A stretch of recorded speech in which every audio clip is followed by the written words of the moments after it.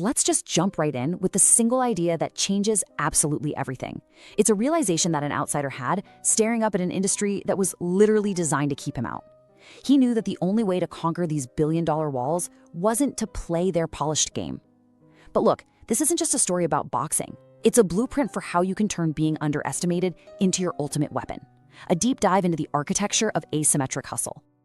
This right here, this is the core insight. When you're facing an institution that's built on tradition, on a very specific, correct way of doing things, the answer isn't to become a slightly better version of what they expect. No. The answer is to become something they have no category for, something their rulebook has no chapter on. You have to become a problem they don't even know how to define yet. So here's our roadmap for today. We're gonna start with the defining moment this whole pattern was born, in a Las Vegas hallway of all places. Then we'll trace it all the way back to the streets of Manila. We'll deconstruct the technical craft, see how that mindset became a tangible system, and then we'll get to the most important part, how you can apply this logic to your own world. So let's set the scene. Picture this. It's 2001 at the MGM Grand in Las Vegas. And this isn't just a hotel, right? It's the cathedral of modern boxing, a place where fortunes are made and careers end under these incredibly bright, unforgiving lights. This is where the Pacquiao pattern first came into focus. You've got to understand the world Manny Pacquiao was walking into. The boxing industry back then, it was obsessed with the polished product. Champions were expected to have this classic form, this beautiful, technically perfect, almost academic style. Everything ran on standard operating procedure. It was a totally predictable system designed to produce marketable, easily understood champions. And this slide, man, it shows this fundamental clash of philosophies. On one side, you have the champion, Leilahonolo Ladwaba, a master technician, the embodiment of the system. And on the other, you've got this last-minute substitute, Pacquiao. He isn't thinking about form. He's thinking in terms of a war of attrition. He doesn't care about the industry's procedure. He's bringing the pulse, the raw, chaotic, overwhelming energy of a real fight. It's the difference between a perfectly composed symphony and a tidal wave. This image just says it all. He is so far outside the system, so irrelevant to the billion-dollar machine of the MGM Grand, that he doesn't even get a private space to prepare. He's a ghost. But it's right here, in this public hallway, that he finds his edge. See, the champion had spent an entire camp training for a specific opponent. Another polished product. Pacquiao realizes he isn't there to play by those rules. He's there to bring a storm. And his greatest disadvantage, his invisibility, is about to become his ultimate weapon. And this gives birth to this incredibly powerful concept, strategic sovereignty. I mean, think about that. It's the freedom you have when nobody is watching. The power that comes from not being a part of the club. The elite, they have their rules, their etiquette, their established ways of competing. But those rules don't apply to you, because in their world you don't even exist yet. This sovereignty allowed Pacquiao to operate on a completely different strategic level. He wasn't playing their game. He was about to make them play his. So how does a person develop this kind of radical mindset? I mean, where does the ability to see an empty hallway as an asset even come from? Well, to understand the software, you have to understand the hardware it was built on. We've got to rewind, leave the Vegas lights behind, and go all the way back to the streets of Manila. Before he was a fighter, he was a kid who reportedly lived in a cardboard box just trying to survive, selling bread and donuts in this relentless tropical rain, not for some big ambition, but to avoid starving. This isn't just a tragic backstory, it is the absolute bedrock of his entire operating system. The sensory memory of that constant rain, that gnawing hunger, that's the origin point of his unparalleled work ethic. This experience built with a source calls a logistical foundation. And this is such a crucial distinction. For most elite athletes, the grind is a discipline they have to force on themselves. It's an artificial state they enter for training camp. But for Pacquiao, the grind was his native language. Extreme hardship wasn't a phase, it was his baseline state of being. The daily struggle wasn't a chore, it was just, well, life. And that right there highlights the whole difference. It gave him an advantage you simply cannot teach. When the pain of a 12-round fight hits, when your lungs are burning and your body is screaming at you to stop, for most fighters, that's an unfamiliar, terrible place. For Pacquiao, it was just another Tuesday. He was fluent in suffering. And that foundation, forged in poverty, is what he would later build his entire technical empire on. Okay, So we have the mindset from the hallway and the foundation from Manila, but how do you translate that raw hustle into a sophisticated technical system that can beat the best in the world? This is where we get into the geometry of it all, the deconstruction of the craft itself. Back in those early days, he started auditing his own tools. As a southpaw, a left-handed fighter, his primary weapon was obviously his left hand. But he realized the standard way it was taught and thrown was a predictable death trap. Opponents knew it was coming, they knew the angle. It was a powerful tool, sure, but it was a readable one. Solving this problem became his obsession. So working with his legendary trainer, Freddie Roach, he found the solution. Let's break this down. First, the problem. The standard left is too predictable. Second, the audit. Analyze your own movement, don't just accept the textbook. Third, the innovation, a simple shift. Just step 6 inches to the left before throwing the punch. The result of this tiny adjustment was revolutionary. It created an angle the human eye isn't trained to track under stress. The champion's defense, built for the old angle, would physically vanish. He was punching into thin air. This geometric innovation led to a complete strategic pivot.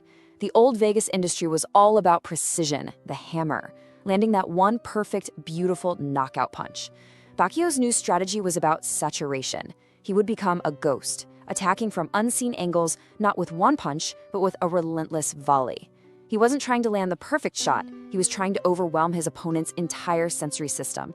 He realized he could close any perceived gap in talent or power through sheer math. While the champion was loading up to throw one precise punch, Pacquiao's system was built to throw 3, 4, even 5 from constantly shifting angles. It's a strategy of work rate saturation. You don't have to be stronger if you can hit them 3 times before they can hit you once. He literally weaponized volume. So we have the physical tactics, but what was the underlying philosophy that allowed him not just to win, but to keep winning, to keep evolving for years across 8 different weight classes? This brings us to his core principle, a relentless reinvention. This was his operational motto. The hustle, the work ethic forged in Manila, that was the absolute minimum requirement. That's the floor. But the goal, the thing he was always reaching for, was reinvention. That's the ceiling. He understood that stillness is the beginning of defeat. If he stood still, if he relied on the same tricks, the system would eventually figure him out. His survival depended on constant evolution. This slide breaks down his philosophy perfectly. First, reject a fixed identity. He refused to be defined by a single weight class. He mastered what's called weightless power, that rare ability to carry speed up through higher weight classes. He treated the ring like a laboratory for the pulse, constantly experimenting. He operated on the principle that relentless frequency beats singular power over time. And his ultimate goal was to become a different fighter every single round, making him impossible to analyze. And the result was strategic displacement. This means that true power isn't about fitting into an industry, it's about forcing the industry to reshape itself around you. By being so relentlessly overwhelming and impossible to categorize, he didn't have to negotiate with the gatekeepers.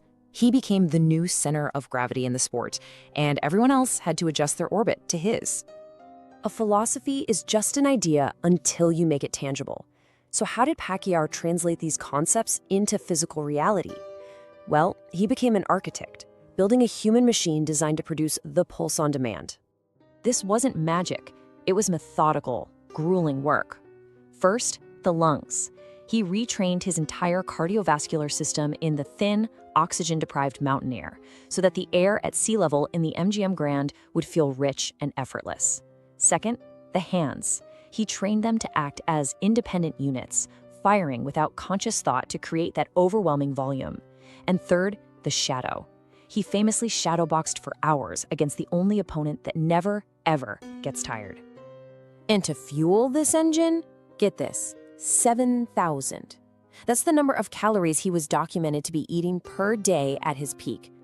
This wasn't indulgence, it was a logistical necessity. To produce that level of work rate saturation, to fuel that relentless reinvention, he had to consume a massive amount of energy. He was literally turning food into a strategic weapon. This all culminates in the most advanced application of his system, systematic flexibility. This is the masterclass level. It's the behavioral pattern of being inconsistent on purpose. Against bigger, stronger opponents who relied on brute force, this became his ultimate weapon. They were trying to hit a fixed target, but he was never in the same place twice, never throwing from the same angle. At his peak against fighters like Oscar de la Hoya, he wasn't just winning rounds, he was fundamentally redesigning the geometry of the contest. He created these lanes of movement, angles of attack and escape that made his opponent's greatest asset, their size and power, completely irrelevant. They were punching at the space he had occupied a microsecond before. His legacy is the destruction of the myth that your potential is defined by where you start. He proved that relentless hustle is a structural weapon. But this isn't just about his story. Now let's apply this pattern to our own work, to our own challenges. I want you to really think about this. Where in your career or your life are you the outsider? Where do you lack status or a locker room? Where are you being overlooked? Because that place of disadvantage, that dark hallway, that might just be the source of your greatest strategic sovereignty. It's the place where you're free to invent your own rules because nobody is paying attention to you, yet. Here is the pattern broken down. First, find the routine. Identify something in your work that you and everyone else just accepts as standard operating procedure. Could be how you run a team meeting, write a report, whatever. Second, commit to the hustle. Attack that routine with overwhelming volume. Don't just do it, saturate it with effort. Do it more, faster, and with more intensity than anyone thinks is necessary. And third, discover the reinvention. It's through that intense, almost irrational effort that a new, better way will reveal itself. The hustle forces innovation. And here is the shift in mindset. So much of our energy is spent trying to get better at playing by the standard rules, at becoming a more polished product. Imagine a marketing team. The routine is the monthly performance report.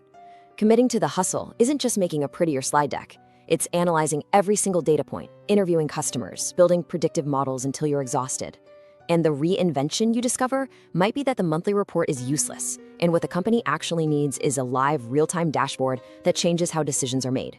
You don't improve the standard, you make it obsolete. Ultimately, this is the takeaway.